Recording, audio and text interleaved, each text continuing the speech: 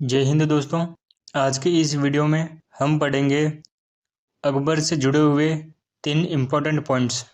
Number 1 सुलह कुल नीति, number 2 विवाह नीति एंड नंबर 3 अकबर के 9 रत्नों के नाम।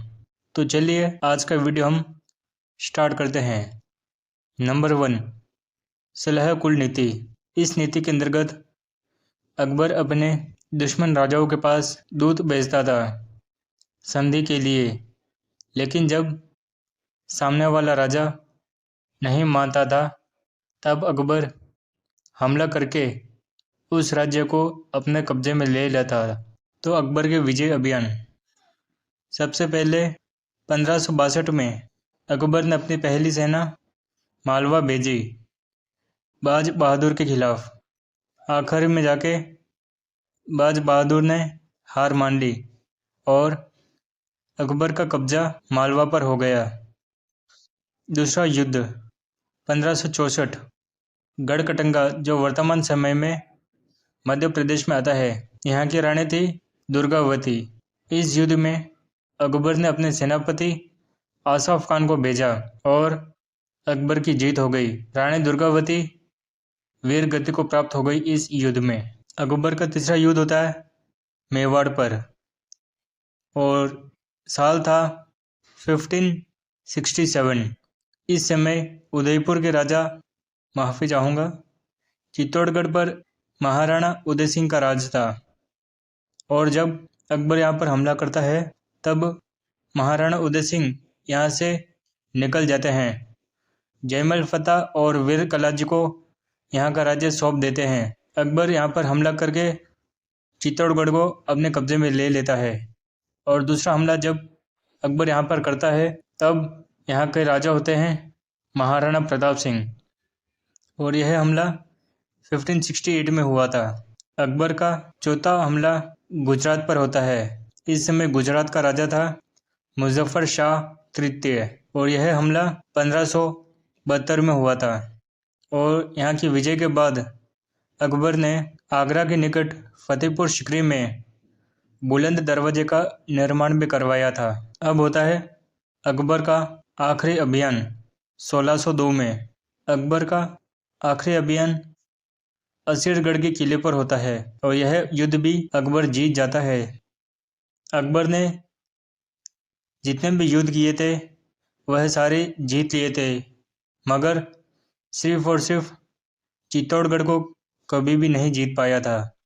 असीरगढ़ को अकबर ने सोने की कुंजी से खोला था। अब हम पढ़ेंगे नंबर 2 पर विवाह नीति।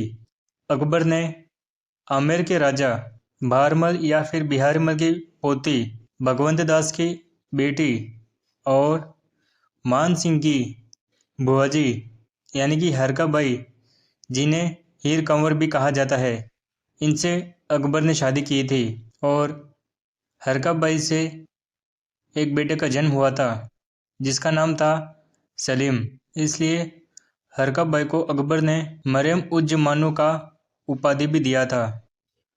अकबर के बेटे सलीम की शादी जोधपुर के मोटा राजा की पुत्री जोधाबाई से भी हुई थी और सलीम की दूसरी शादी हरकाबाई की भतीजी यानी कि मान सिंह की बहन मानबाई से हुई थी, मगर मानबाई ने सलीम की गलत आदतों के कारण आत्महत्या कर ली थी। मानबाई को शाही बेगम कहा जाता था और जोधाबाई को जगत गुसाई। अब हम पढ़ेंगे थर्ड पॉइंट यानी कि नवरत्नों के नाम। नंबर 1 महेश दास और इसे अकबर बिरबल कहता था। यह हाजिर जवाब के लिए प्रसिद्ध था। नंबर 2 पर आता है तानसेन, जिनका असली नाम राम तनोहर पांडे था और यह बहुत बड़े संगीतकार भी थे। अकबर के तीसरे रत्न का नाम है मान सिंह। यह अकबर के सेनापति भी थे। चौथे नंबर पर आता है नाम फैजी का। यह लेखक एवं इतिहासकार थे और यह अबुल फजल के भाई भी थे और अबुल फजल चौथे नंबर पर आते हैं। यह भी लेखक एवं इतिहासकार थे। 5वें नंबर पर आता है नाम दुरीम रहीम खान ए खाना। यह बैराम खान के पुत्र थे। यह कवि एवं सेनापति दोनों ही थे। इन्होंने तुजुक ए बावरी जो तुर्की भाषा में लिखी गई थी उसको फारसी में अनुवाद किया था। 6 नंबर पर आता है नाम हकीम हुमाम। यह शाही मदरसे के इंचार्ज थे। 7वें नंबर पर आता है नाम राजा टोडरमल। इन्होंने जब्ती प्रथा की शुरुआत की थी और यह अकबर के वित्त मंत्री थे। 8वें नंबर पर आता है मुल्ला दो प्याजा। यह शुरुआत में अकबर की रोसे संभालते थे मगर आगे जाकर यह शाही महल के संरक्षक थे। 9वें नंबर पर नाम आता है फैजी काका।